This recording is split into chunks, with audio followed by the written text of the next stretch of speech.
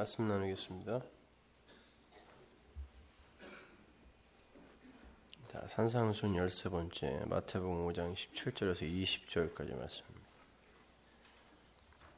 함께 봉독하겠습니다. 내가 율법이나 선지자나 폐하러 온 줄로 생각지 말라. 폐하러 온 것이 아니요 완전케 하려 함이로라.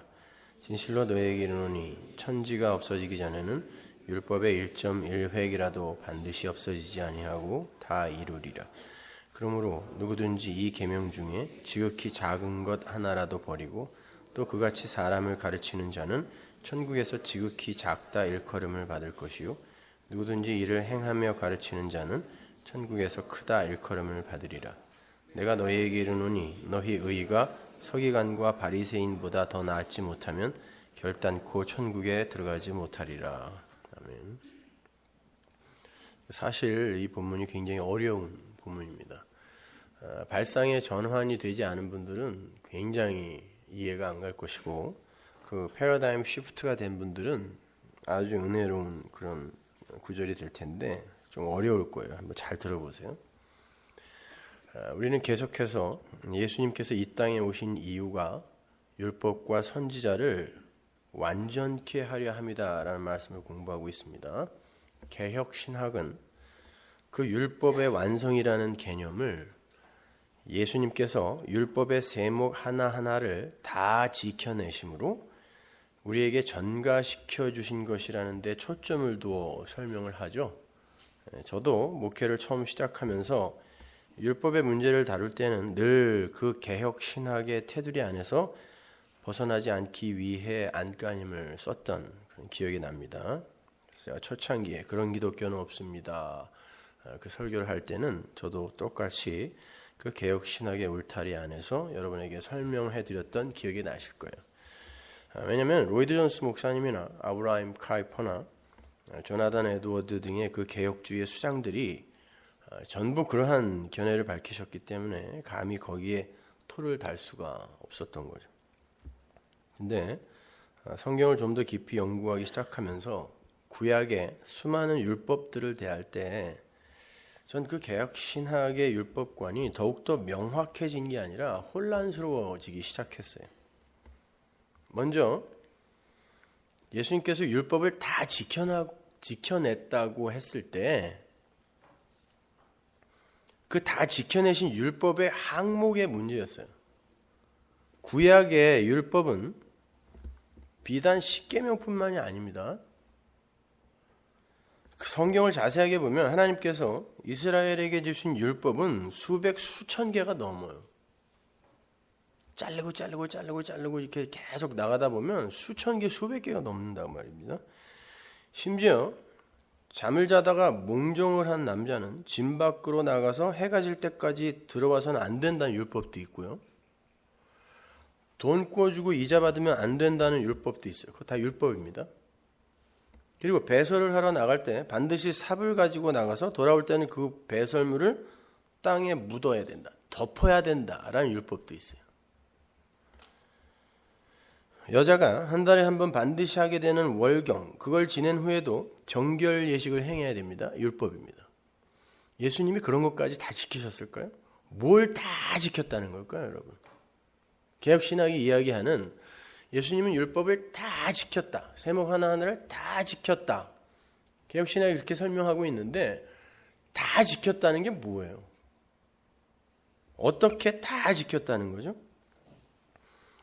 예수님께서 율법을 완전하게 하러 오셨다는 것이 정말 그런 모든 걸 다 지켜내려 오셨다는 걸까? 그리고 그걸 우리에게 임퓨테이션, 전가해 주러 오신 것일까?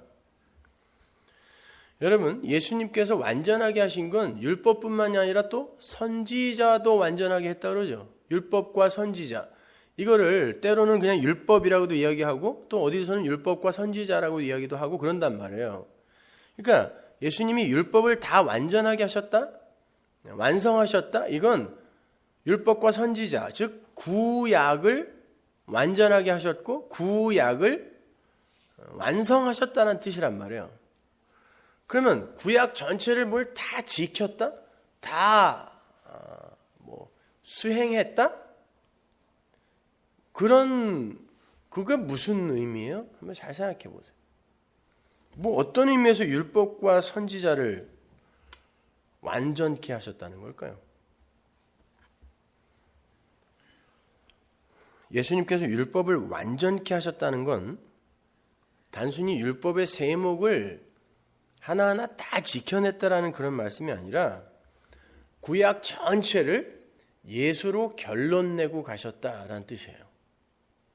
오늘 거기에 대해서 제가 좀 자세히 설명해 드릴 텐데 잘 들어보세요. 예수님은 5장에서 내가 율법과 선지자를 완전케 하러 왔다라고 말씀하신 후에 7장에서 이것이 바로 율법과 선지자니라라고 설명을 해주죠. 같은 산상수훈에서 내가 율법과 선지자를 완전하게 하러 왔다 그리고 쭉 율법의 세목을 나열하고 그 다음에 이것이 율법과 선지자다라고 이야기한단 말이에요. 그걸 연결해서 봐야 된단 말이에요. 그러니까 마태복음 7장 12절 보세요. 그러므로 무엇이든지 남에게 대접을 받고자 하는 대로 너희도 남을 대접하라. 이것이 율법이요 선지자니라. 그죠?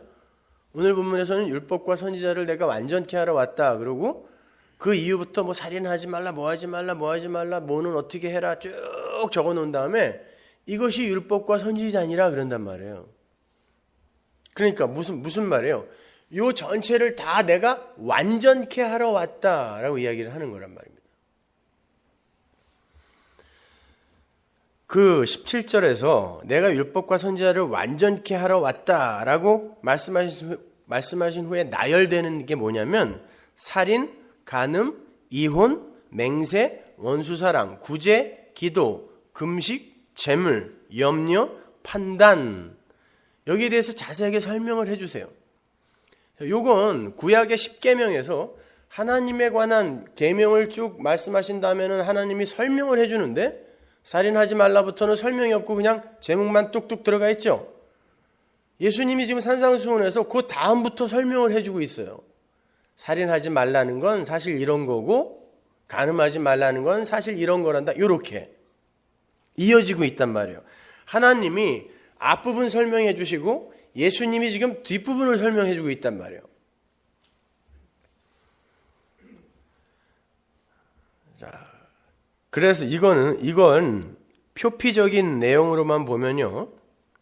절대로 그런 거 하지 말아라. 그리고 이런 거는 이렇게 해라. 라는 그런 명령으로만 보여요. 그래서 간디 같은 사람은 자기가 가진 모든 도덕과 윤리책을 다 뒤져보았는데도 산상수훈만한 것을 찾지 못했다라고 이야기한 거예요. 그래서 아침에 일어나자마자 그 사람은 산상수훈부터 읽었어요. 죽는 날까지. 그리고 이걸 죽을 때까지 지켰단 말이에요. 지키려고 애를 썼겠죠. 자, 그런데 이 모든 규례의 마지막이 그러므로 무엇이든지 남에게 대접을 받고자 하는 대로 너희도 남을 대접하라. 이것이 율법이요 선지자니라로 지금 이제 끝난단 말이에요. 그러니까 마치 율법과 선지자라는 두 개의 빵, 이 샌드위치 안에 그 가운데 게 이제 샌드위치 속으로 들어가 있는 그런 모습인 거예요. 그런데 그 율법과 선지자는 예수님에 의해 완성이 된다 그랬잖아요. 17절에서 오늘 본문 17절에서 그리고 여러 가지 규례가 설명이 되고 이게 율법과 선지자다라고 해요.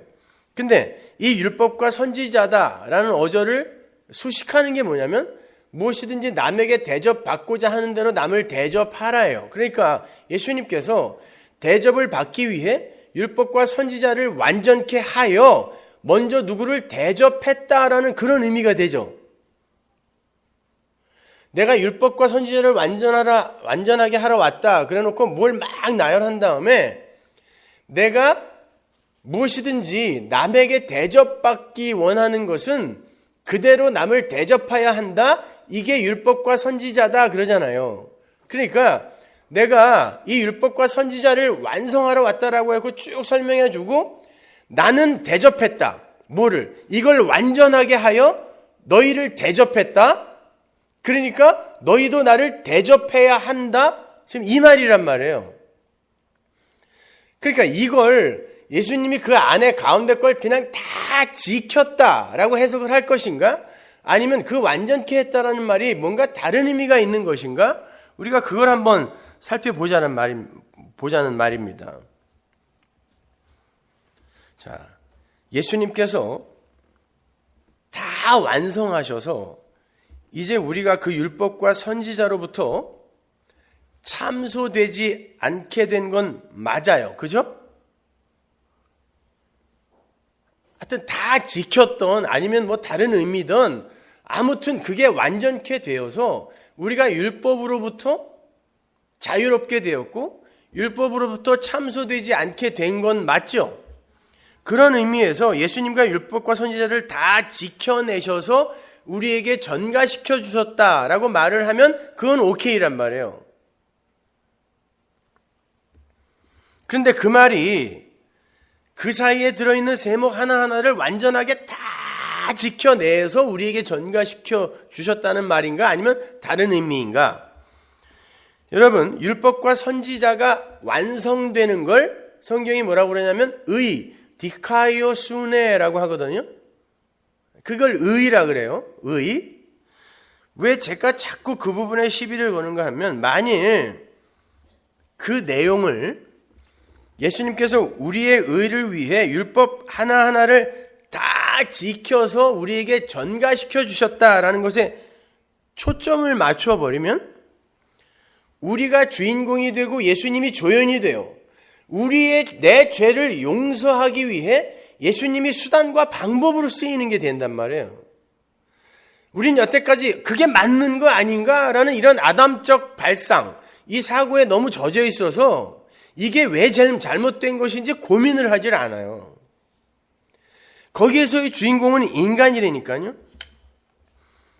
마치 우리같이 고귀하고 훌륭한 존재를 위해서 주님은 방법과 수단으로 전락해버리는 그런 모양이란 말이에요. 그리고 제가 그러한 개혁신학의 견해에 반박을 하는 이유는 오늘 본문 20절에 그 페리슈오라는 단어 때문에 그래요. 헬라어 단어. 그 20절을 보시면 너희 의가 서기관과 바리새인의 것보다 더 낫지 못하면 이란 어구가 나오죠. 거기서 더 낫다라는 그 단어가 페리슈오인데 그 단어는 더 좋으면 better 이게 아니라 차원이 다른 이란 뜻이에요. 차원이 다르다. 이런 종류의 의와는 다른 종류의 의란 말이에요. 예수님께서 우리 성도에게 요구하시는 의는 바리새인들이 생각하고 실행하는 의와는 차원이 다른 의라는 거예요. 그런데 바리새인들의 의의 정의가 뭐였어요? 율법의 세목을 하나하나 다 지켜서 의를 이루자가 바리새인들의 의의 정의였잖아요. 근데 예수님이 오셔서 우리에게 선물해 주신 의가 예수님이 율법을 하나하나 다 지켜서 우리에게 전해준 의라면 이 페리슈오라는 단어를 쓰면 안 되죠. 다른 차원의 의라는 단어를 쓰면 안 돼요. 같은 차원의 의잖아요. 바리새인들도 율법을 하나하나 지켜서 의를 성취하려고 하고 예수님도 그걸 하나하나 다 지켜서 우리에게 의를 전가시켜 준 거라면 그 의는 다른 차원의 의가 아니란 말이에요. 근데 성경은 분명 바리새인의 의로는 절대 천국 못 들어간다 그러고 다른 차원의 의를 준비하라라고 이야기한단 말이에요. 그러니까 율법과 선지자를 완전케 하러 왔다라는 말은 율법의 세목을 하나하나 전부 지켜냈다라는 말은 아닌 거예요. 이렇게 생각해 보세요. 구약의 이스라엘은 하나님이 원하시는 의를 율법을 다 지켜서 완성할 수 있다고 믿었어요. 그 율법은 이스라엘의 사회법이기도 했어요. 이스라엘에게는 다른 법이 따로 없었어요. 율법이 법이에요. 이스라엘의 법. 이스라엘에는 율법 말고 다른 법이 없었기 때문에 율법이 헌법이요 통치법이어서 그러니까 당연히 하나님의 백성은 하나님 나라인 자기들이 하나님의 백성이라고 철떡같이 믿고 있었으니까 그러니까 자기 백성들이 사는 곳이 어디예요? 하나님 나라란 말이에요. 근데 이걸 자기들이 원하는 대로 바꿔주는 걸 메시아가 이루는 하나님 나라라고 믿었단 말이에요. 왜? 히브리 사람들에게 있어서 하나님 나라는 나중에 어떤 시점이 되면 우리가 죽어서 갈 다른 곳에 있는 어떤 피 안의 세계, 이런 개념이 없었어요. 히브리 사람들의 천국은 그냥 자기들의 현세에서 이루어지는 천국이었어요. 그러니까 하나님의 백성은 하나님 나라인 이스라엘의 법을 완벽하게 지켜서 하나님의 백성다움을 보이고 증거하여야 된다고 믿은 거예요. 그리고 열심히 지킨 거예요. 왜? 하나님의 백성다움을 지키기 위해서요. 나쁜 것 같지 않죠?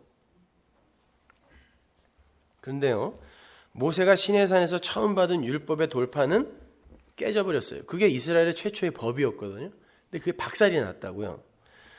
그 산 아래의 이스라엘은 도저히 율법을 지켜낼 수 없었던 자들이었음이 폭로가 됐잖아요.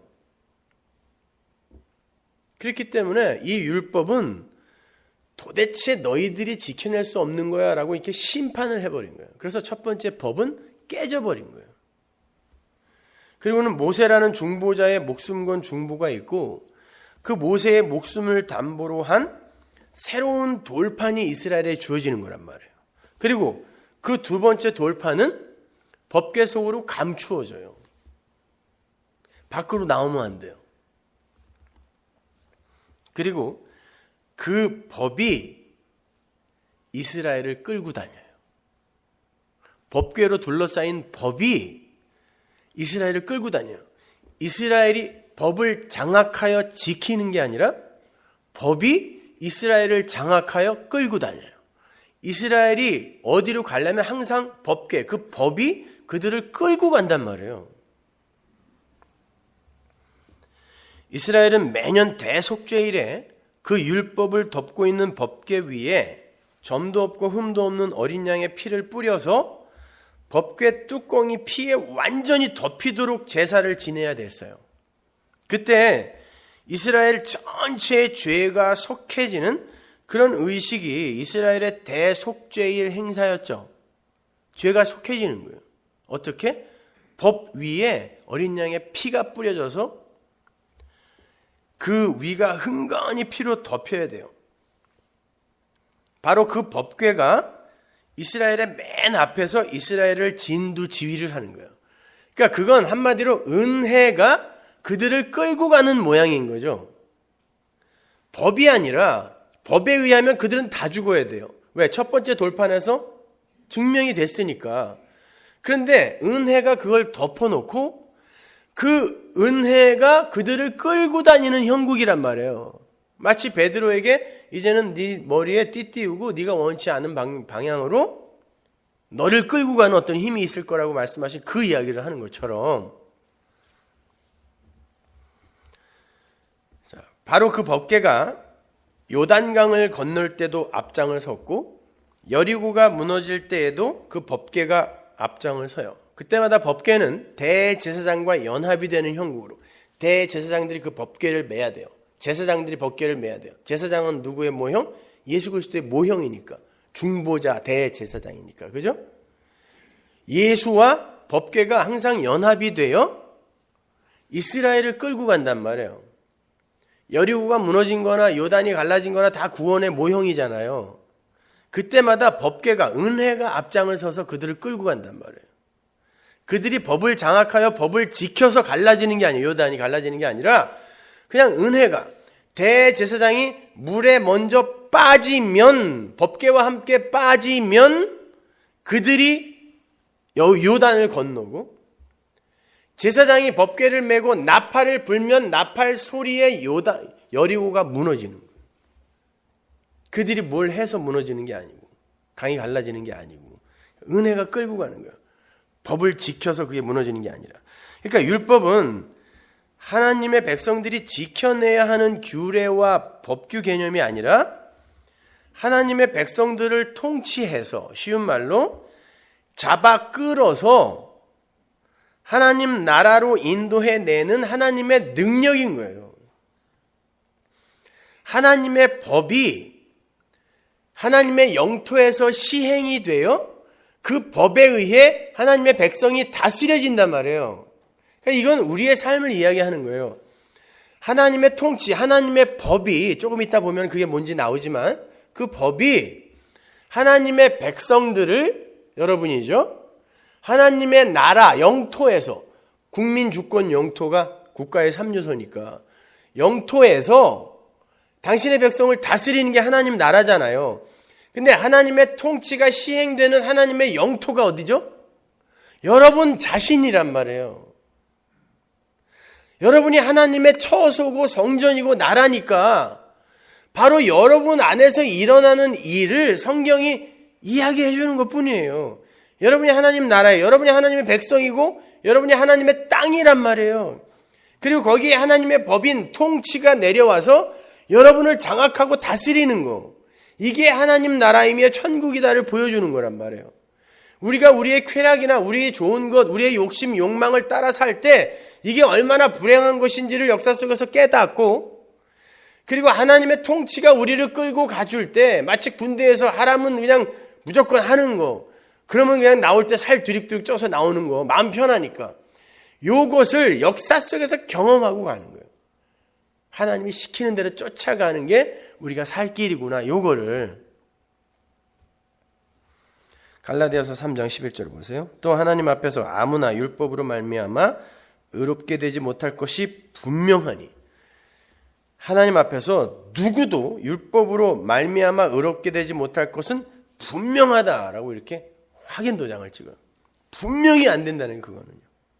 이는 의인이 믿음으로 살리라 하였습니다. 믿음이라는 것 자체가 나에 대한 믿음이 다 삭제되고 상대 어떤 대상에게 내 존재를 투신하는 걸 믿음이라 그러잖아요. 그러니까 의인은 나를 믿을 만한 존재로 바꾸어서 법을 잘 지켜서 의인이 되는 게 아니라 믿음으로 나를 부정당하고 나를 상대방에게 어떤 존재에게 투신하여 의인이 되는 거란 말이죠. 자, 이렇게 율법으로는 의인이 될 수 있는 자가 단 한 사람도 없다. 이게 바로 하나님이 세워놓으신 법칙이에요. 육체는 절대 율법을 지킬 수가 없어요. 율법을 다 지키면 생명을 준다고 했는데, 복을 준다고 했는데, 누구라도 한 사람이라도 그걸 지켜내면 십자가가 무용한 게 되기 때문에 누구도 안 돼요. 육신을 입은 예수도 안 돼요. 예수님이 옛 성전으로 오셨기 때문에 그 옛 성전은 반드시 십자가에서 허물어져야 돼요. 그리고 사흘 만에 새 성전으로 부활을 해야 되는 거란 말이에요.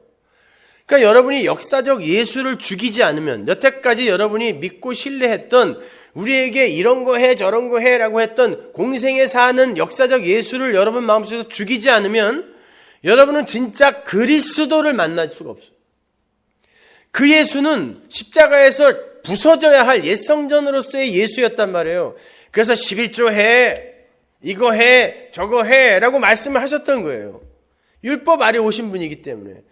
그분이 옛 성전이 되셔서 옛 성전들을 전부 끌어안고 십자가에서 파괴되신 거예요. 돌 위에 돌 하나도 남기지 않고. 완전한 죽음이란 뜻이에요, 그거는요.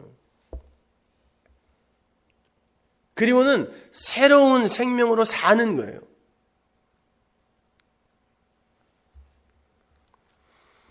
따라서 인간 측의 대표로 오신 예수님이 그걸 전부 지켜내어서 우리에게 그걸 전가시켜 주면 안 되는 거예요.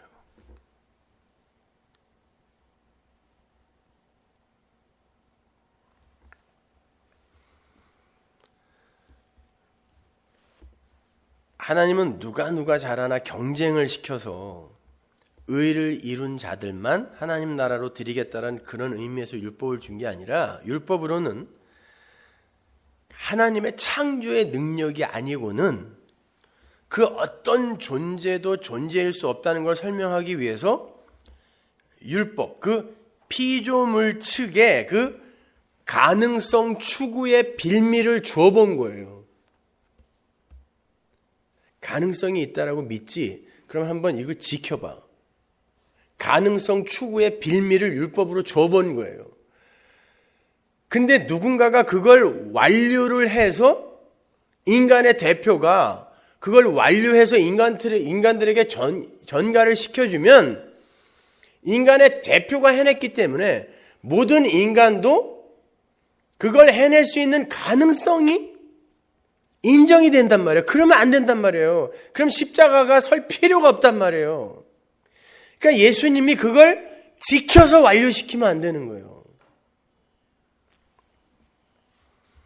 오히려 그 율법에 의해 참소당하셔서 죽으심으로 육신 측에서의 불가능함을 확실하게 증명해 내셔야 되는 거예요.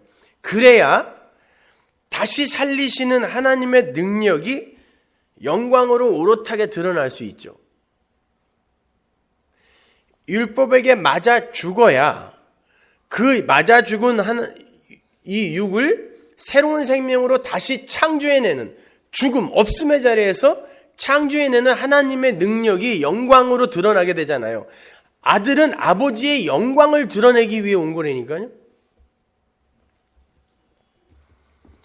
육을 가진 예수가 죽고 성령에 의해 부활한 새 아들이 살아나는 거예요.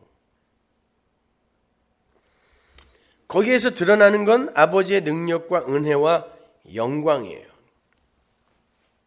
자, 그렇게 아버지의 영광과 능력이 드러나는 것이 율법을 주신 목적이란 말이에요. 그죠?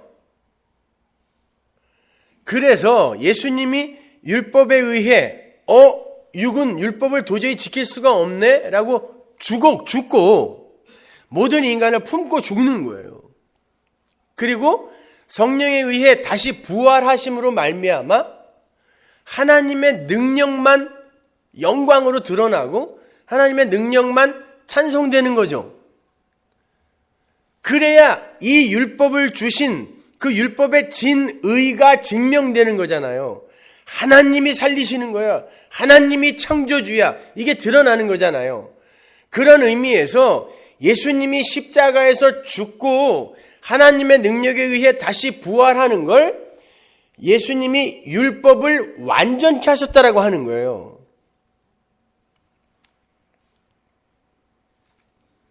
그래야 우리 안에서 율법이 완전하게 된다라는 게 일관성 있게 연결이 된단 말이에요. 예수님이 율법을 완전케 하신 건 율법을 다 지켜낸 게 아니라 못 지키네요 하고 율법에 의해 맞아 죽은 거예요. 완전히 반대 이야기인 거예요. 여러분, 예수님이 율법을 다 지켜냈으면 그 다 지킨 걸 갖고 십자가에서 죽으면 안 돼요. 다 지켰으면 살아서 전가시켜줘야 돼요. 그렇잖아요. 다 지켰는데 왜 죽냐고.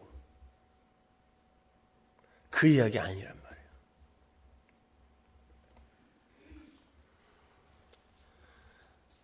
예수께서 이루신 율법과 선지자의 완성은 예수님께서 모든 하늘의 백성들을 품어 안으시고 율법에 대해 죽어주심으로 말미암아 인간들의 그 행함의 짐을 벗겨버렸음을 이야기하는 거예요. 그래서 율법이 완전케 됐다라고 하는 거예요. 십자가 이야기하는 거예요. 율법의 완성, 십자가. 로마서 7장 1절 보세요. 형제들아, 내가 법 아는 자들에게 말하노니 너희는 율법이 사람의 살 동안만 그를 주관하는 줄 알지 못하느냐? 자, 율법이 예수가 사는 동안 예수를 주관했습니다. 예수가 율법 아래 세상의 종으로 오셨다니까요. 근데 예수가 십자가에서 죽음으로 말미암아 율법이 주관할 존재가 없어져 버렸어요. 그 이야기 하는 거예요. 6절, 이제는 우리가 얽매였던 것에 대하여 죽었으므로 어떻게? 예수 안에서 율법에서 벗어났으니 이러므로 우리가 영의 새로운 것으로 섬길 것이요 의문의 묵은 것으로 아니할지니라. 영과 의문, 율법이라는 게 이렇게 이제 대조가 되는데 한번 잘 보세요.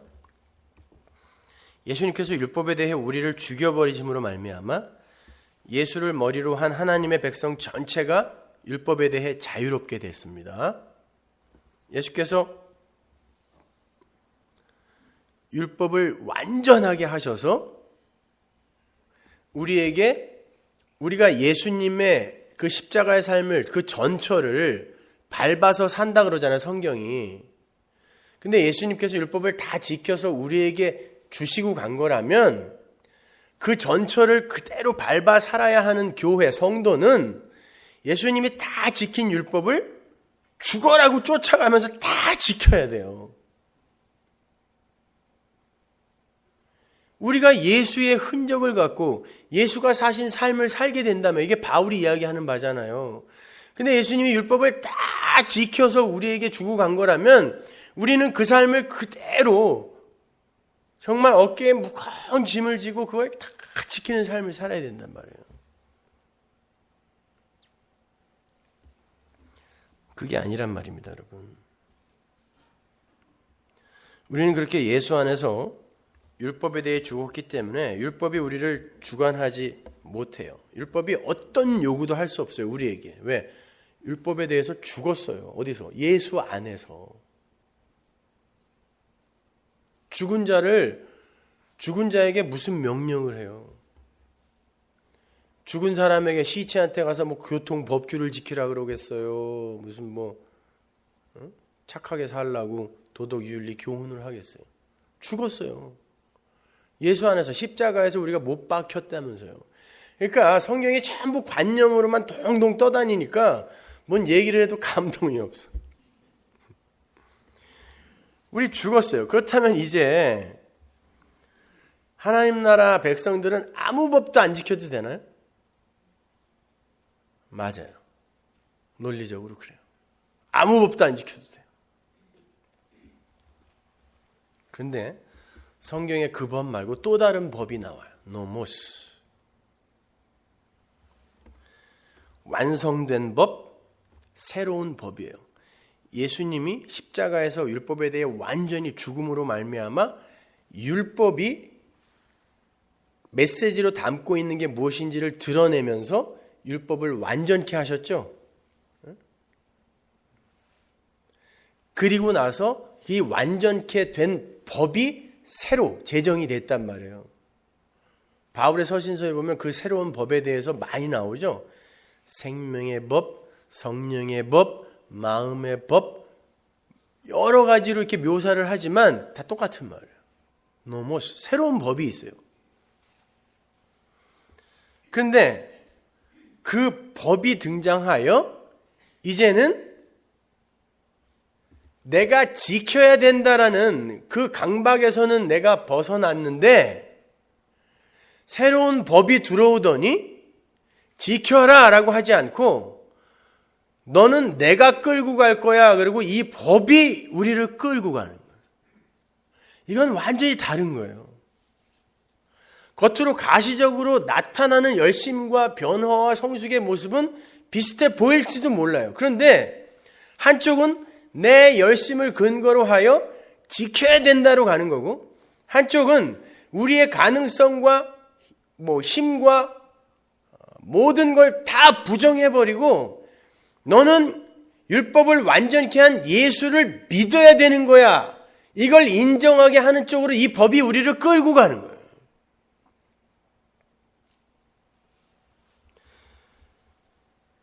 이걸 법쪽에서 우리를 이렇게 끌고 가는 걸 통치라 그래요.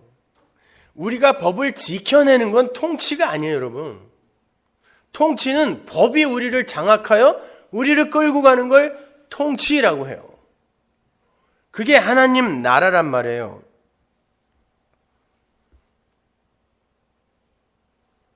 그래서 그걸 생명의 나라의 법이다. 그래서 생명의 법이라고 하는 거예요. 그것만이 우리를 살리는 법이다. 그래서 살리는 법, 생명의 법 이렇게 이야기하는 거란 말이죠. 로마서 8장 2절 보세요. 이는 그리스도 예수 안에 있는 생명의 성령의 법이 죄와 사망의 법에서 너를 해방하였습니다. 두 법이 나오죠. 예수 안에 있는 생명의 성령의 법, 생명의 법, 성령의 법, 그리고 사망의 법, 이걸 죄라 그래요. 율법이 육신으로 말미암아 연약하여 할 수 없는 그것을 하나님은 하시나니 곧 죄를 인하여 자기 아들을 죄 있는 육신의 모양으로 보내어 육신의 죄를 정하사 육신을 쫓지 않고 그 영을 쫓아 행하는 우리에게 율법의 요구를 이루어지게 하려 하심이니라. 보세요. 율법은 지켜서 살 수 있는 방법이 아니에요. 그 어떤 육신도 율법이 요구하는 바를 다 성취해낼 수 없어요. 육신을 가지신 예수님도 마찬가지예요. 예수님이 율법을 부정하여 완성시켜내야 되는 거예요. 이거는 아니다. 이거는 우리가 살 수 있는 방법이 도저히 아니야라고 예수님이 십자가에서 부정을 하는 게 율법을 완성시켜내는 거란 말이에요. 그 진리를 드러내는 거니까. 그래서 성경이 율법이 폐하여진 게 아니라 완성이 되어진 거다 이렇게 이야기하는 거지, 예수님이 율법을 다 지켜서 율법을 완성해 내셨으므로 율법이 완성되었다라고 이런 의미로 이야기하는 게 아니란 말이에요. 4절을 보시면 율법의 요구가 이루어졌다라는 어구가 나오죠. 거기서 쓰인 단어가 오늘 본문에 쓰인 단어 율법과 선지자를 완전케 하러 오셨다. 여기에 쓰인 단어와 똑같은 단어예요. 그런데 어떻게 그 율법의 요구가 이루어졌다 그랬어요? 오늘 본문에서는 예수님이 십자가에서 율법을 완전히 부정하고 부인해버림으로 말미암아 이 방법으로는 절대 존재가 생명을 얻을 수 없다라고 부인해버리고 하나님이 주시는 생기, 르와흐, 성령에 의해 생명으로 살아나심으로 말미암아 율법의 진의를 드러내면서 율법을 완전케 한 거잖아요. 근데 그 성령이 우리 안에 와서 뭘 한다 그래요? 우리 안에서 율법을 또 온전케 이룬다고 그래요. 그러면 우리 안에서 그 율법이 온전케 이루어지기 위해서는 우리의 삶 속에 어떤 일이 일어난다? 십자가에 매달리는 일이 일어난다는 거예요.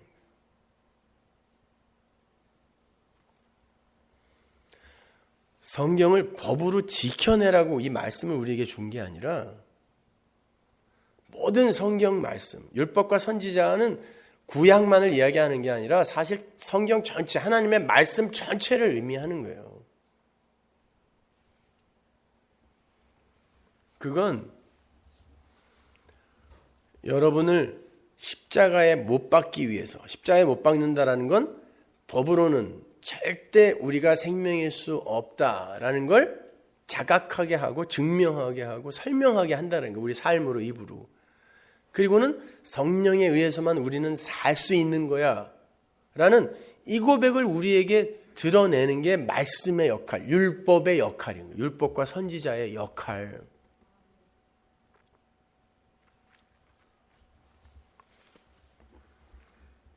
바울이 그 사망의 법으로서의 율법과 예수님에 의해 완성되어 자유하게 하는 법을 이렇게 묘사를 해요.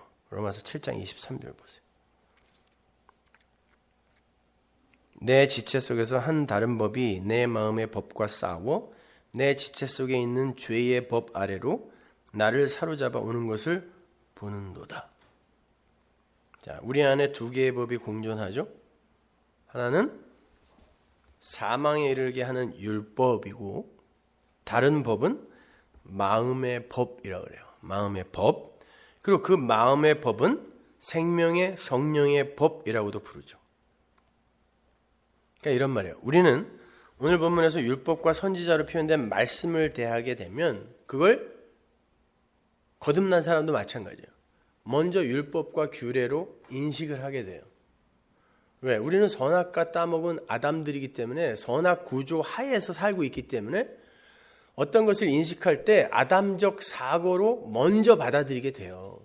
그러니까 당연히 말씀에서 이거 해라 저거 해라 뭐 해라 그러면 예수로 풀어내기 이전에 먼저 우리는 그걸 법으로 받아들이게 돼요. 율법을 받아들이게 된다니까요. 그러니까 말씀을 들어도 내 안에 율법, 죄의 법이 쌓인다니까요. 그 짐이 돼요, 그거는. 그런데 그러한 아담들 중에 하나님의 선택 안에 들어가 있는 하나님의 아들들에게 예수가 완료하신 또 다른 법, 생명의 법, 그걸 성령의 법이라고 그러죠. 쉬운 말로 성령이에요. 그걸 다른 말로 하면 믿음이라고 해도 돼요. 성령이 들어가서 생명의 법, 성령의 법인 성령과 믿음과 이 다른 법, 죄의 법, 율법이 서로 투쟁을 하는 거예요. 그러니까 영적 전쟁은 다른 데 가서 하는 거 아니에요, 여러분. 여러분 안에서 하는 거예요. 여러분 안이 하나님 나라이기 때문에 그 나라 안에서 전쟁이 일어난다니까요. 어딜 뭐 다른 데 가갖고 무슨 워싱턴의 정치의 영, LA의 뭐 음란의 영, 이런 테리토리얼 스피릿 뭐 얘기하는 사람들 많죠. 무슨 선교단체 이 수장들이 그냥 그런 얘기 많이 하고 돌아다니는데 그런 것들하고 싸우는 거 아니에요. 무슨 테리토리얼 스피릿이 있어요. 무슨 마귀들이 지들끼리 영토 싸움 해갖고 뭐 나눠 갖고 있단 말이에요, 세상을. 그거 다 여러분 안에 있는 거예요. 우리 안에 있는 거. 마귀 새끼. 우리란 말이에요, 그건요. 자, 한 법은 지켜라. 지켜야 돼. 이렇게 사망의 이름을 이르는 법이고, 또 다른 법은 넌 하나님의 법에 순복하여야 하는 자지 네 스스로의 능력과 힘을 발휘해서 하나님처럼의 삶을 고수해서는 안 되는 거야. 선악 구조에 의해서 네가 선악 판단하고 선악을 판단하는 주체가 되고 그 네가 판단해 놓은 그 법을 네 스스로 지켜낼 수 있다라고 하고 그렇게 해서 인간의 가치를 챙기는 그런 아담으로 사서는 안 되는 거야. 이게 성령의 법이잖아요. 이 두 법이 싸우는 거예요, 우리 안에서. 근데 바울이 뭐라 그래요? 마음의 법이 죄의 법에게 자주 진다 그래요. 늘 사로잡혀 간다 그래요.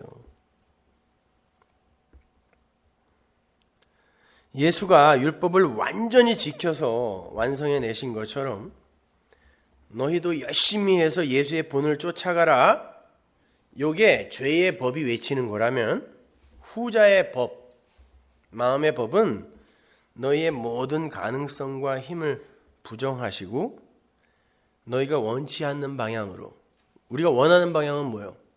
내 하나님됨, 왕됨을 지키려고 하는 게 우리가 원하는 바니까 그 원치 않은 방향으로 끌고 간다는 건 뭐예요? 다 털어낸다는 말이죠. 부정시켜내고 부인시켜낸다는 것이죠. 그 방향으로 끌고 가시는 하나님의 법, 그 성령의 법에 이끌려서 살아라. 이게 마음의 법이란 말이에요. 근데 우리는 솔직히 얘기해지자고요. 전자의 법이 훨씬 매력이 있잖아요. 보람도 느끼고 그 보람을 느끼면서 성취감도 맛볼 수 있고 다른 사람들에게 존경도 받고 또 성실함, 훌륭함 인정도 받아요. 근데 하나님에 의해 우리는 아니야. 우리는 예수 믿어야 돼. 예수님이 완전케 하신 그 의를 우리는 전가받아야 살 수 있어. 이 방향으로 끌려가는 사람은 어떻겠어요? 보람도 없어. 사람들에게 저거 참 옛날에 열심히 하더니 왜 갑자기 저렇게 불성실해졌어? 이렇게 평가받아. 당연히 전자의 법을 쫓아가요. 우리는요. 아니라고 하면서도 수시로 끌려간다니까요. 불안하고 쪽팔리고 막 이러니까.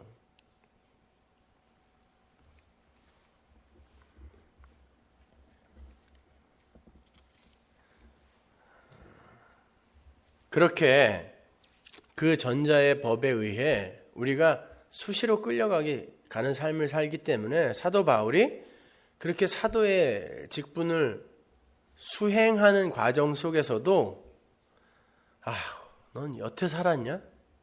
죽어. 매일 죽인 거예요, 자기를.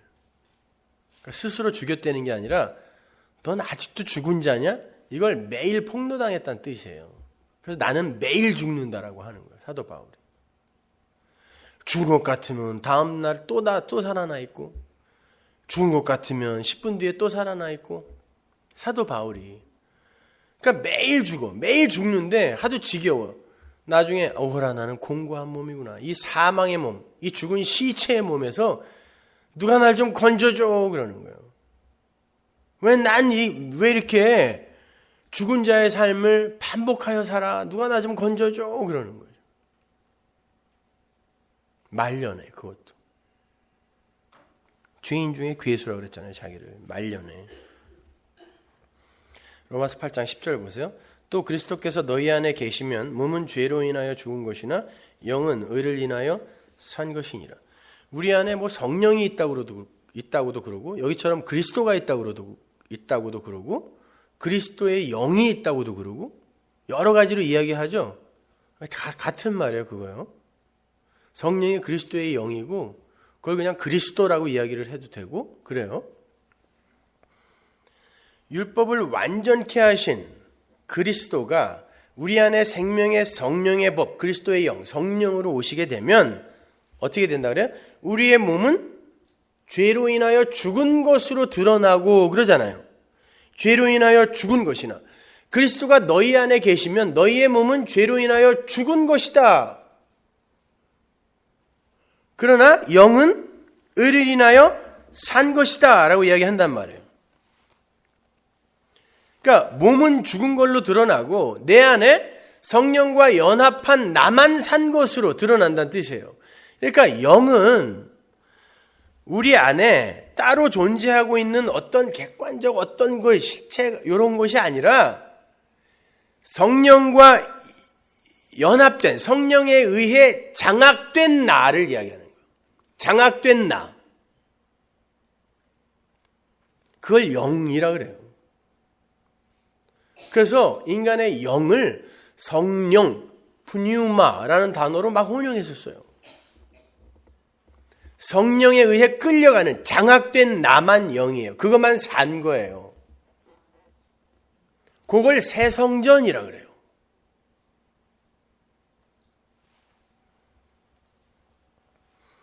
그러니까 새로운 법, 성령의 법, 이 생명의 법은 우리를 죽은 자로 폭로시켜내고 우리가 법을 지켜내는 게 아니라 하나님께서 법으로 우리를 장악하시고 통치하신다라는 그런 말인 거예요. 이게 새 언약이에요.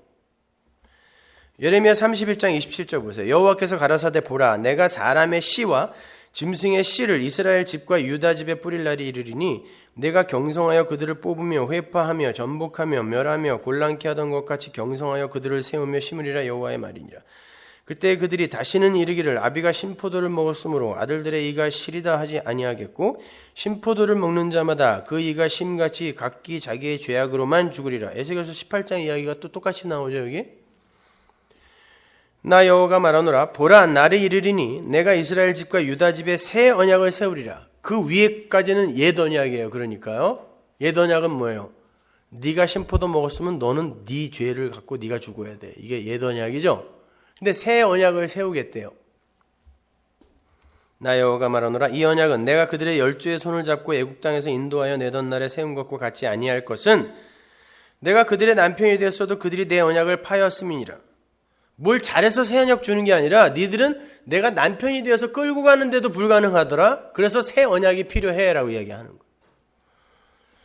나 여호와가 말하노라 그러나 그날 후에 내가 이스라엘 집에 세울 언약은 이러하니 곧 내가 나의 법을 그들 속에 두며 그 마음에 기록하여 나는 그들의 하나님이 되고 그들은 내 백성이 될 것이라. 법을 그들 속에 둔다 그래요. 그리고 그 마음에 기록한다 그래요. 그래서 생명의 법, 마음의 법 이런 단어는 사도 바울이 이런 거 보고 인용해다 쓴 거예요.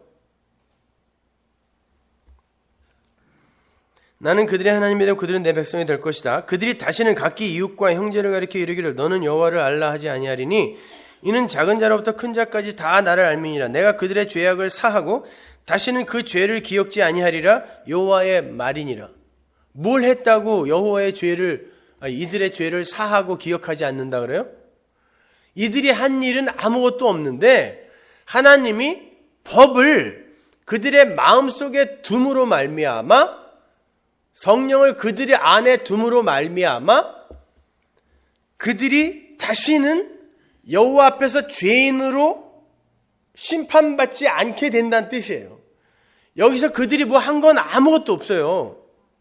에스겔서 36장 24절 내가 너희를 열국 중에서 취하여 내고 열국 중에서 모아 데리고 고토에 들어가서 맑은 물로 너희에게 뿌려서 너희로 정결케 하되 곧 너희 모든 더러운 곳에서와 모든 우상을 섬김에서 너희를 정결케 할 것이며 또 새 영을 너희 속에 두고 새 마음을 너희에게 주되 너희 육신에서 굳은 마음을 제하고 부드러운 마음을 줄 것이며 또 내 신을 너희 속에 두어 너희로 내 율례를 행하게 하리니 너희가 내 규례를 지켜 행할지니라.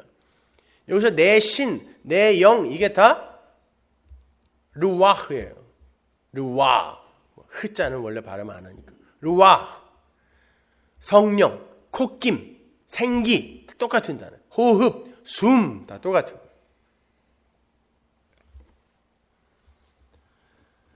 새 언약이 뚝 떨어지는데 그 새 언약이 법으로 심판하지 않고 이젠 법을 니들 안에 넣어버릴 거야. 이게 새 언약이란 말이에요. 법을 어떻게 육신 안에 집어넣죠, 여러분? 하나님의 말씀을 어떻게 육신 안에 넣어요? 네? 말씀이 육신이 돼서 오면 되잖아요. 그걸 시작으로 해서 말씀과 육신이 새 언약의 완료가 이제 이렇게 될 거야 라고 설명되기 시작하는 거예요. 말씀이 육신이 되어 들어오시는 거예요. 예수가 하나님의 아들이 예수라는 육 안에 들어와서 지금 이렇게 새 사람이 될 거다를 보여주는 건데 그 예수의 육이 죽고 그 안에 있는 말씀만 살아나는 거예요. 성령에 의해. 이게 예수님이 보여준 거란 말이에요. 마찬가지예요. 그렇게 예수님이 십자가에서 그 율법을 선지자를 완전케 하시고 성령을 여러분에게 부으시죠. 여러분의 마음에 새 마음을 주고 여러분에게 성령을 주어서 성령의 법이 여러분을 끌고 가게 하신단 말이에요. 지금 이게 역사 속에서 우리의 모습이에요. 말씀이 육신 안에 들어온 거예요. 역사 속 옛성전인 예수님의 모습과 방불한 거죠. 그런데 우리가 이 첫 열매로 가신, 첫 맏아들로 가신 그분의 뒤를 따라 이 역사를 사는 하나님의 아들들로서 우리가 그 예수가 가신 삶을 그대로 살아야 되는 거란 말이에요. 그래서 어떻게 해야 되냐면 이 육이 부정당하고 십자가에 매달려 죽는 거예요. 아니구나 이렇게. 그리고는 우리 안에 부어진 성령, 그 성령이 장악한 살려낸 나만 새로운 피조물로 창조물로 살게 되는 거. 쉬운 말로 여러분은 죽는다는 뜻이에요. 부정당한다는 뜻이에요. 근데 우리는 법을 지켜서 우리를 증명하려고 한단 말입니다.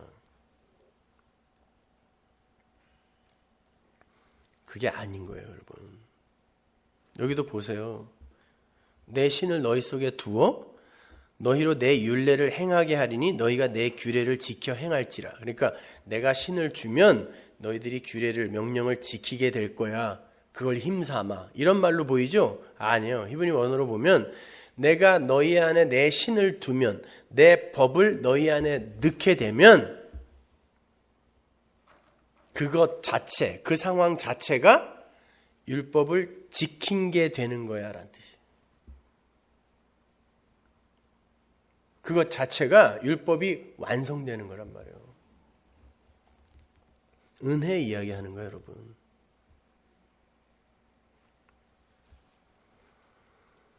이렇게 율법과 선지자의 완성은 육의 죽음으로 완성이 되는 거예요.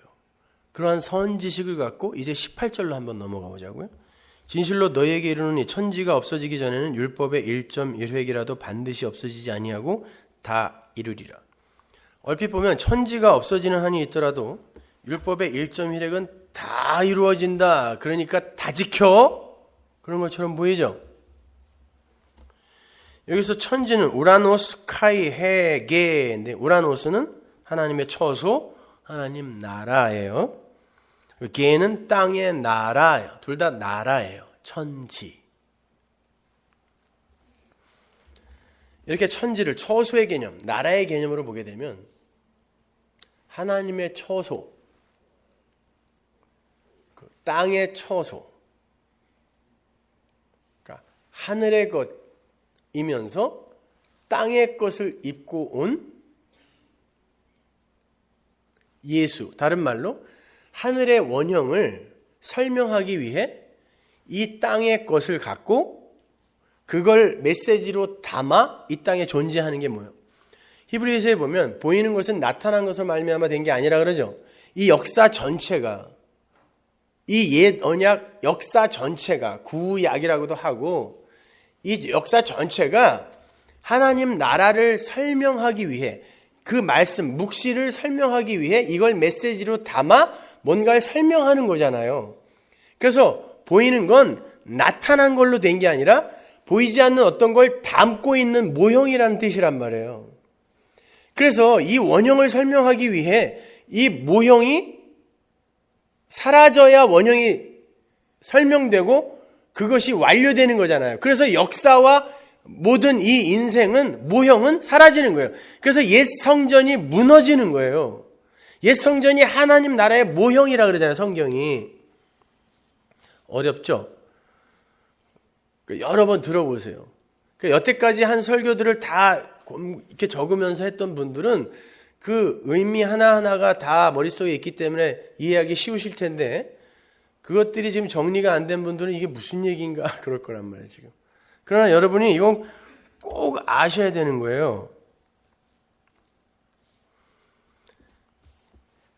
자, 그러니까 이 천지라는 건 이 옛 하늘과 옛 땅, 새 하늘과 새 땅을 모형하고 설명하기 위해 이 땅에 지어진 옛 하늘과 옛 땅을 포함한 하나님 나라, 진짜 하나님 나라를 설명하기 위해 이 땅에 육을 입고 오신 하나님의 나라인 예수, 하나님이며 인간인 예수, 그걸 천지라고 한단 말이에요. 옛 성전이라고 하고, 그거를 요게 없어져야 원형이 드러나죠. 그래서 요게 없어짐으로 말미암아 진짜 창조주이신 하나님의 영광과 능력이 드러나니까, 율법이 바로 그걸 설명하기 위한 거니까 요 천지는 어떻게 해야 돼요?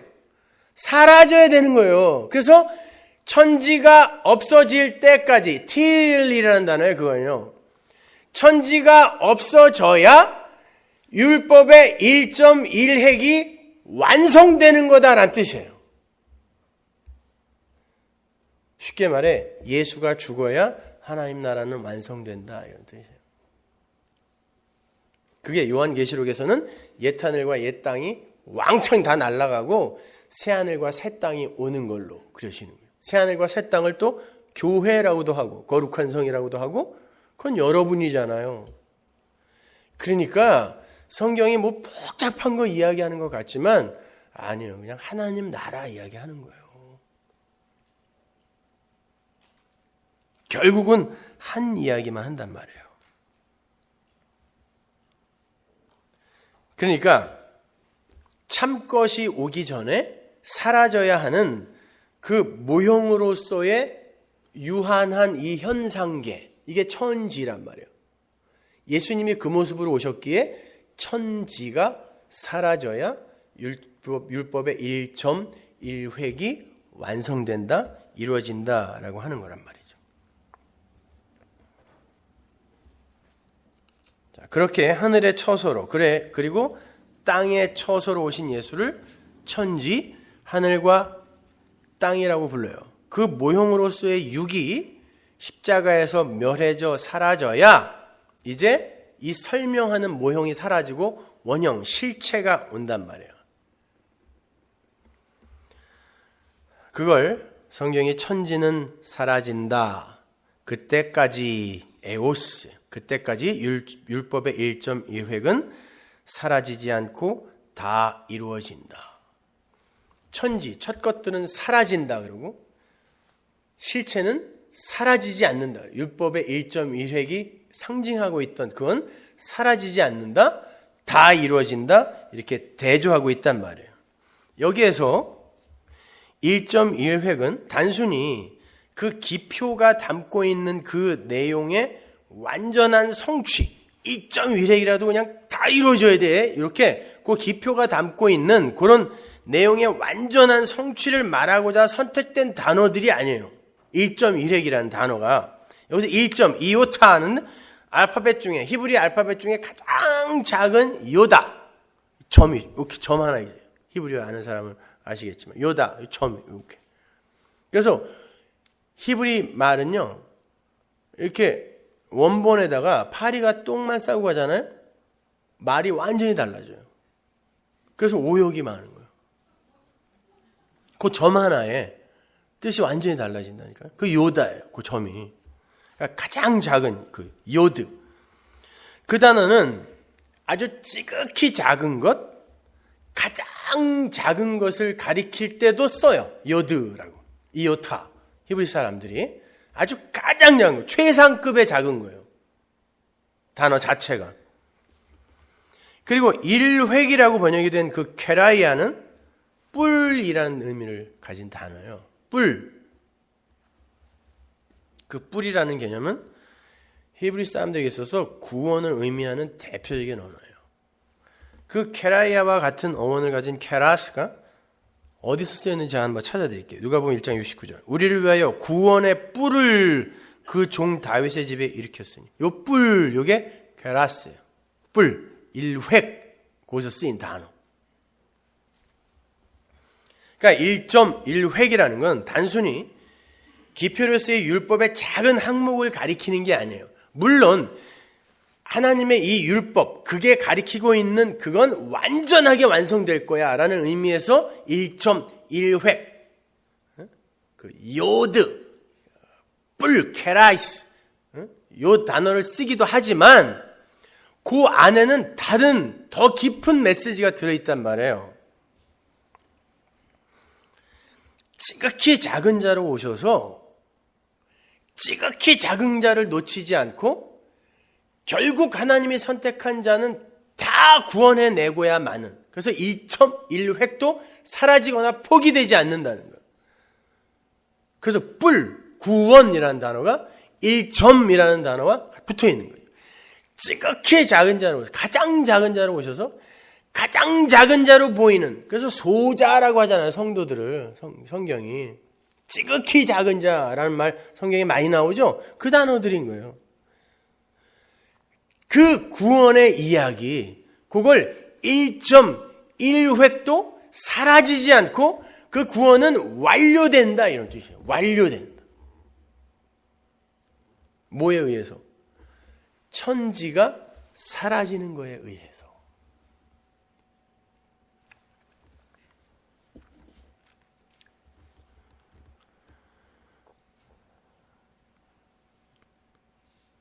자, 그렇게 유한 안으로 들어오신 하나님의 아들 예수 그리스도가 옛 성전, 즉 옛 하늘과 옛 땅이 되셔서 십자가를 지고 죽으셔야 옛 하늘과 옛 땅이 손가락을 뻗어 이렇게 가리키고 있던 그 새 하늘과 새 땅인 새 성전의 진의가 완전하게 설명이 된다. 그런 의미예요. 그게 구원인 거고 그게 하나님 나라의 완성인 거예요. 그런데 그 율법의 완성자가 이 세상에서 가장 작은 자로 오셨죠. 1점으로 오요. 그리고는 1획의 불가능을 그 1점의 존재의 처음 자리죠. 가장 작은 거니까. 가장 작은 거 없음이에요. 그게. 그 존재의 그 처음 자리를 은혜로 덮으셔서, 그 불가능을 은혜로 덮으셔서 구원을 해내는 것, 이게 천지가 없어짐으로 1.1획이 사라지지 않고 율법이 담고 있던 그 1.1획의 의미가 사라지지 않고 완료된다 이런 뜻이에요. 여기까지 정리해 드릴게요. 하나님의 율법 그리고 선지자를 통해 말씀하시려 했던 건 모두 예수 그리스도의 십자가 죽음으로 그 진리가 밝혀져요. 그건 생명, 그 구원은 오직 예수 그리스도에 의해서만 제공이 되는 것임을 애둘로 표현한 거예요. 생명은 예수 안에만 있다 이걸. 그러려면 율법이 부정돼야 된단 말이에요. 절대로 안 돼요. 예수님은 십자가의 죽음으로 율법과 선지자를 완성하심으로 성도들을 먼저 대접하셨죠. 그러면 성도는 어떻게 대접해야 돼요? 역시 십자가에 매달려 죽으면서 예수님이 하셨네요. 이게 대접이에요. 그래서 율법과 선지자를 내가 완성하러 왔다. 그래놓고 마지막에 내가 먼저 대접했다. 왜? 대접받기 위해 이게 율법과 선지자다. 이렇게 이야기하는 거예요. 그러니까 여러분은 예수님을 대접해야 돼요. 어떻게? 십자가에 매달려서. 때려치고 싶지 않아요? 난 하루에서 12번씩 때려치고 싶은데 여러분들 너무 거룩하셔서. 아니, 하나님을 알면 알수록 나는 하나님을 의존하여 살 수 있는 존재가 못 된다는 것만 드러나지, 잘 믿어야지 이런 생각이 안 들어요.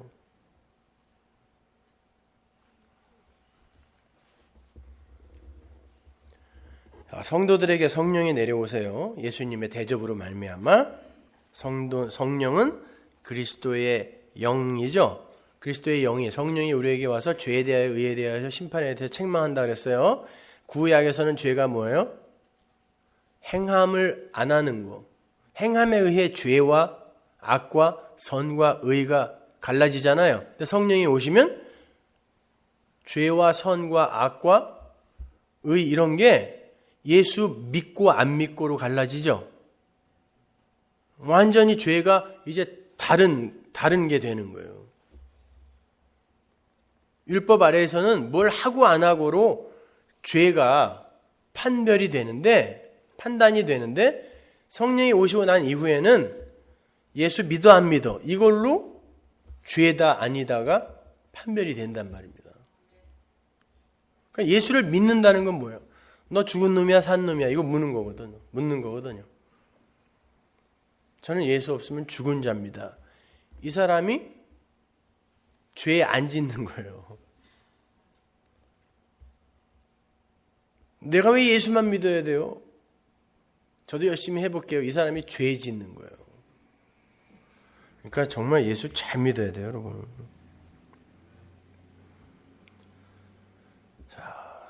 성령은 결국 예수에 대한 대접을 받아내세요. 십자가에 매달아서 결국 모든 건 예수님의 은혜로 완료가 됩니다 라는 이 고백을 받아낸단 말이에요. 이게 육의 부정이요 성도의 죽음이란 말입니다. 육의 가능성이 완전히 제로가 되는 거잖아요. 이게 십자가에 매달리는 거예요. 18절은 천지로 오신 예수님의 그 파렐코마이, 파해짐, 사라짐, 천지가 이렇게 파해지는, 깨져버리는 거예요. 깨져버림으로 말미암아 율법이 의미하는 1.1획의 완료가 다 이루어진다는 걸 보여주는 거라고 그랬어요.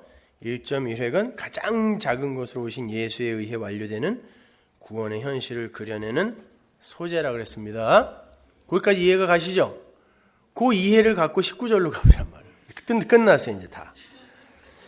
그러므로 누구든지 이 계명 중에 지극히 작은 거 하나라도 버리고 또 그같이 사람을 가르치는 자는 천국에서 지극히 작다 일컬음을 받을 것이요 누구든지 이를 행하며 가르치는 자는 천국에서 크다 일컬음을 받으리라. 누구든지 계명 중에서 지극히 작은 거 하나를 버리고 그걸 가르치는 자는 천국에서 지극히 작다 일컬음을 받을 거라고 그래요. 계명 속에 들어있는 지극히 작은 게 뭐라고 했어요? 조금 아까 1점에서 예수잖아요. 그걸 버리고 가르치는 자가 누구였어요? 유대인들, 율법주의예요.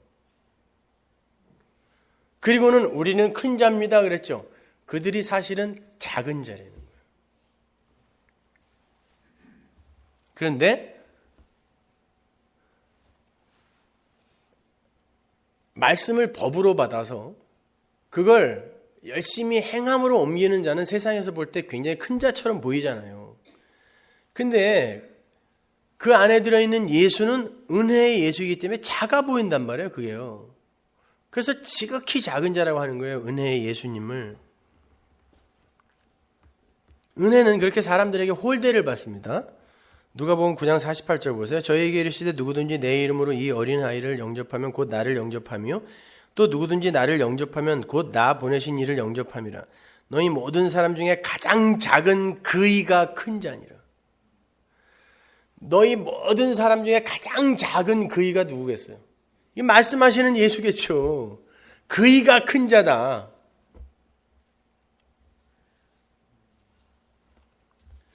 가장 작은 자, 예수.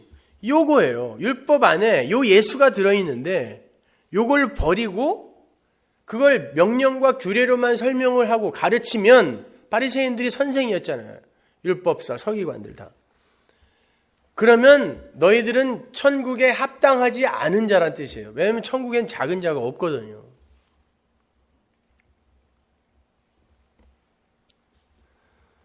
그런데 큰 자가 나오는데 누가 큰 자라고 그래? 이걸 행하며 가르치는 자 그러죠. 이 산상수훈이 지금 예수님이 어디서 뭘 하는 거죠? 산 위에서 가르치는 거죠. 근데 지금까지 율법과 선지자를 완료하러 행하러 오신 분이 누구예요? 예수님이에요. 그걸 행하러 온 내가 그 지극히 작은 자로서 너희들에게 가르치는데 사람들은 율법과 선지자에 가려있는 이들은 이걸 절대 안 받아들인다는 거죠. 그러나 하나님에 의해 귀가 눈이 열린 성령 받은 자들은 그걸 받아들인다는 거예요. 이분이 큰 자라는 걸. 그렇잖아요. 그걸 행하며 가르치는 자가 나라는 거예요. 내가 큰 자라는 거예요. 그러니까 율법을 열심히 행하면서 가르쳐야 돼. 그냥 말로만 가르치면 안 돼. 목사들한테 잘 써먹잖아요. 저 새끼는 삶은 저러면서 아주 입만 살아갖고 설교는 잘해. 요럴 때 써먹죠, 요거 갖고요. 그런 말 아니란 말이에요. 에? 저는 그런 말을 들어본 적이 없어갖고 요즘 생경하지만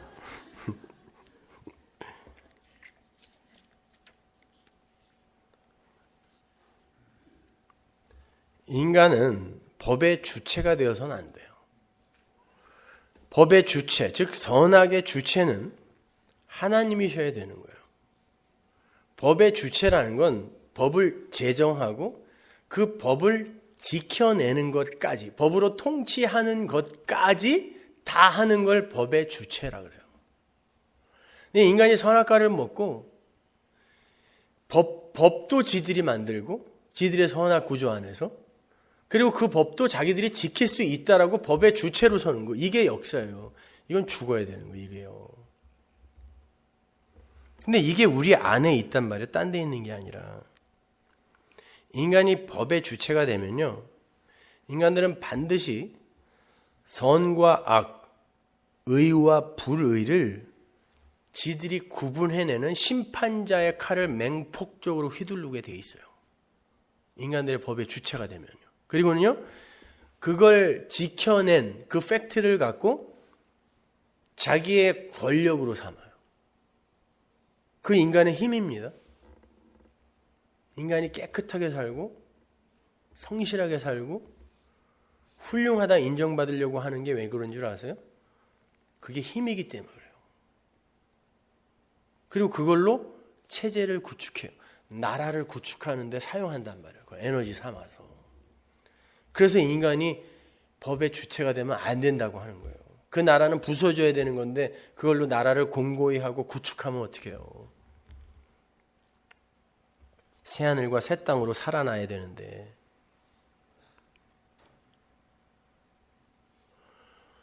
산상수훈은 지금 우리의 관념을 지배하고 있는 그 악의 극복, 우리의 힘으로 악을 극복하여 그 악의 극복을 통한 선의 쟁취, 성취, 다른 말로 인간 행위를 통한 구원과 해방의 도달이라는 이 대전제의 차원을 극복하고 파쇄하기 위해 기록되는 게 산상수훈이기 때문에 그 어떤 것도 여러분이 명령과 규례로 읽어내서는 안 돼요. 그래서 하나님 나라 그러면 이 육적 관점에서 우리가 좋아하는 어떤 나라를 기다리고 있는 그게 우리가 기다리는 하나님 나라인데 갑자기 마음이 가난한 자는 이렇게 나오는 거예요. 천국은 마음의 문제로 끌고 나오는 거예요. 그거 아니라는 거예요. 새 마음을 하나님이 심어주게 되면 이 역사 속에서 인간들이 추구하는 그러한 복과 정반대의 것들을 경험하게 되고 이게 옳다라고 인정하게 된다는 뜻이에요. 그게요.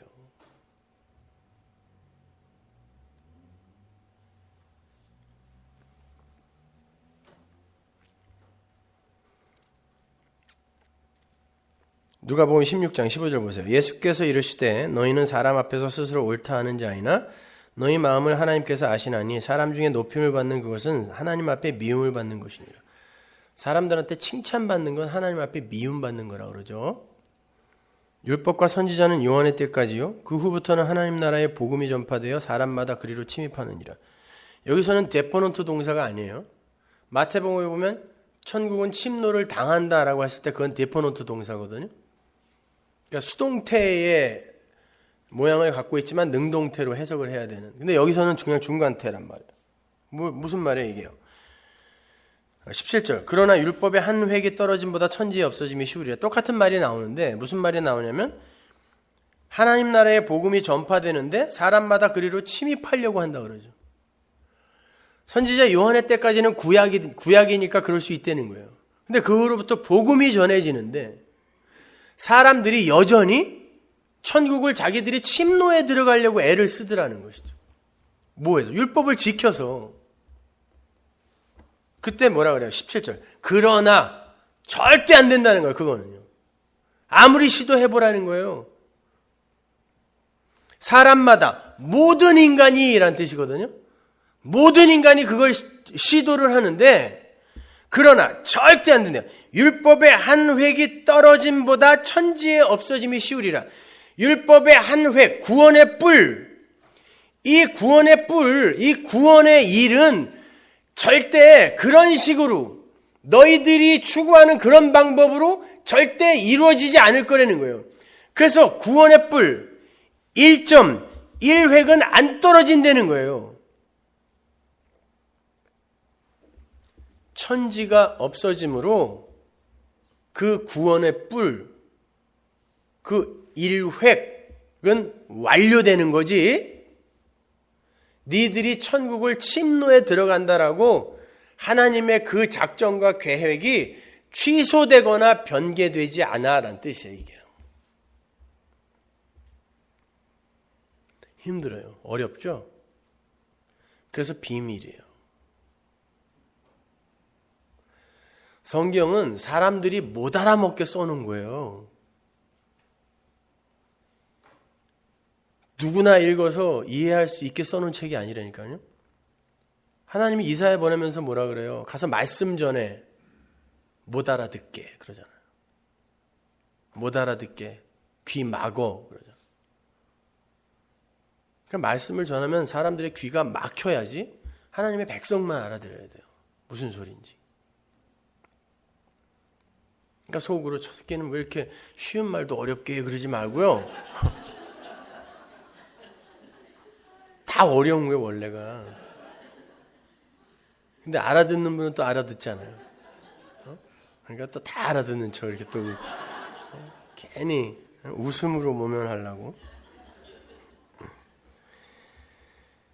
자, 다시 한번 말씀드립니다. 율법과 선지자의 완성은 현상계로 관입해 들어오신 옛 하늘과 옛 땅으로서의 예수 그리스도를 포함한 이 옛 것들의 멸망과 부인으로 완성이 되는 거예요.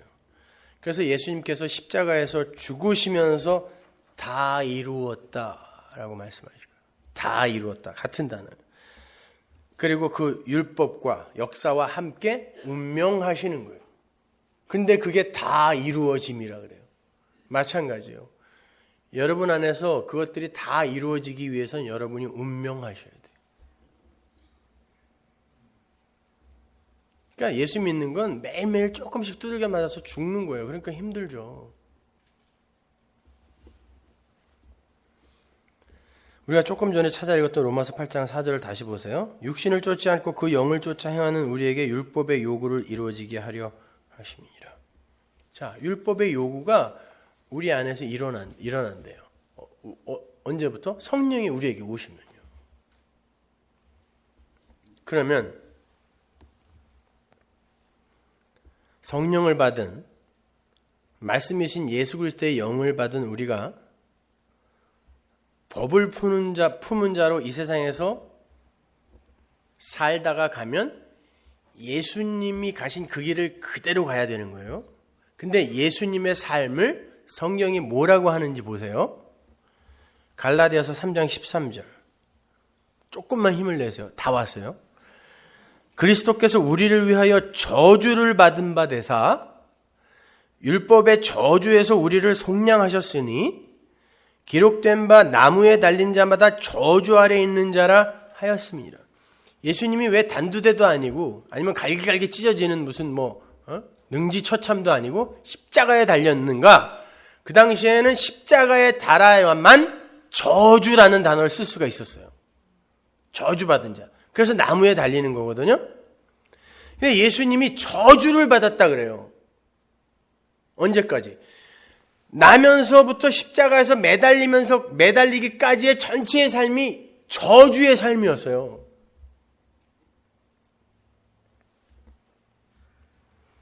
그러면 그 예수를 그대로 쫓아가며 살아야 하는 여러분의 삶은 복받은 자의 삶이어야 돼요? 저주받은 자의 삶이어야 돼요? 여러분, 저주받은 자의 삶을 우리가 어디서 공부했죠? 신명기 28장에서 공부했죠.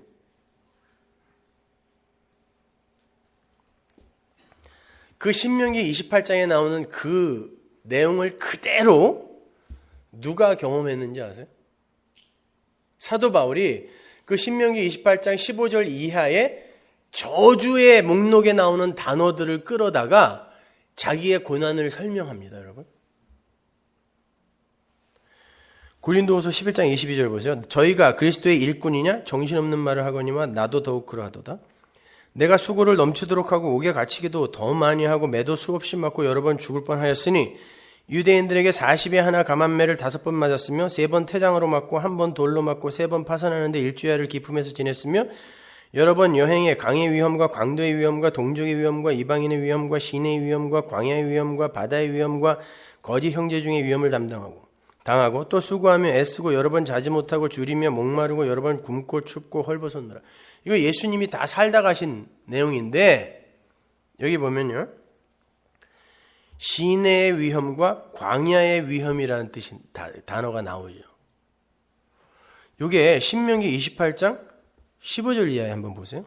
내가 만일 내 하나님 여호와의 말씀을 순종하지 아니하여 내가 오늘날 네게 명하는 그 모든 명령과 규례를 지켜 행하지 않으면 이 모든 저주가 네게 임하고 네게 미칠 것이니 네가 성읍에서도 저주를 받고 들에서도 저주를 받고 이게 시내 광야 이 뜻이에요. 사도 바울이 요 신명기 28장 16절에 요 단어를 의도적으로 끌어다가 자기의 삶을 설명해요. 무슨 말이에요? 예수님이 저주받으심으로 말미암아 이사야서 53장의 그 내용이 그거잖아요. 채찍에 맞고 예수님이 고난을 당하심으로 말미암아 우리가 살아났다 해서 그 저주의 삶, 이게 신명기 28장의 그 저주의 삶이었는데 왜? 율법의 저주를 받아 죽으신 거니까 예수님이요. 저주의 삶이란 말이에요. 근데 그 삶이 내 삶에 그대로 나타나더라를 설명하는 거예요. 근데 이게 뭐냐면 사도 바울이 자기의 이력서 쓰고 있는 거예요, 이게요. 자기가 개척한 교회에서 저놈은 목사도 아니야 라고 자꾸 자기의 사도성을 의심하니까 내 이력서 쓴다 그래놓고 쭉 쓰는 그 내용 중에 일부예요, 이게요. 근데 자기의 이력서, 내가 진짜 하나님의 사도 맞아, 내가 성도 맞아 라고 이력서를 쓰는데 보통 이런 거는 빼고 써야죠. 왜냐면 이런 내용 때문에 야, 사도가, 하나님의 백성이 어떻게 그렇게 고생만 하고 맨날 감옥에만 들어가냐? 왜 남들은 물지도 않는 뱀이 너만 무니? 이랬단 말이에요. 그럼 그건 빼고 얘기해야 이거 말고도 좋은 거 많았잖아요. 스펙이, 사도 바울이. 근데 이걸 왜 굳이 써놓냐고, 이거를요. 이게 성도의 증거라는 뜻이에요. 근데 성도의 증거가 뭐냐면 하나님의 저주 아래에 있는 자. 그래서 결국에는 십자가에 매달리게 되는 그 삶을 증거로 내놓더라는 거예요.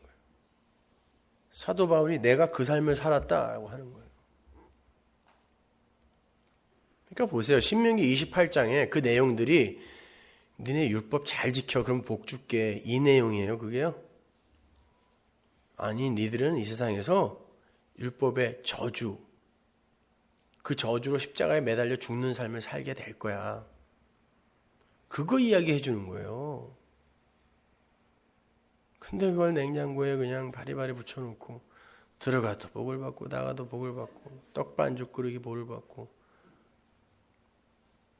한 길로 들어왔다 7길로 도망가고 머리가 될지언정 꼬리가 될지 이게 다 신명기 28장에 나오는 그 목록이거든요. 꿈도 야무져 하여튼. 그거 여러분 냉장고에 놓는다는 건 나 예수 안 믿고 이 땅에서 복 받고 지옥 갈 테니까 하나님 나 지옥 보내세요. 이 말과 똑같은 거예요. 그거 무서운 거예요. 그거 지우세요. 가서 띄워버리세요. 여러분은 이 땅에서 복을 받고 이 땅에 여러분의 육을 살찌우는 삶을 살게 되면 절대 하나님 나라 못 들어가요. 저주받아 죽어야 들어간다니까요. 여러분 안에서도 율법이 완전히 이루어진다 그러잖아요. 그러니까 하나님 나 죽었습니다. 그러고 가야 되는 거란 말입니다. 그러니까 구약의 율법은 지키라고 준 게 아니라 지킬 수 없음을 깨닫고 그것을 지키지 못했을 때의 저주를 몸으로 받아내면서 육을 부정하고 하나님의 은혜를 붙들라는 목적으로 주신 게 맞는 거예요. 은혜 붙들어라. 예수 믿어라. 간단하게 말해서 예수 믿어라. 다른 거 없다. 예수 믿어라. 말씀 전체가 율법과 선지자 말씀 전체가 다 그 의미로 주어진 거예요. 율법과 선지자가 예수에 대해서 기록한 거라면 신약은 더할 나위 없죠.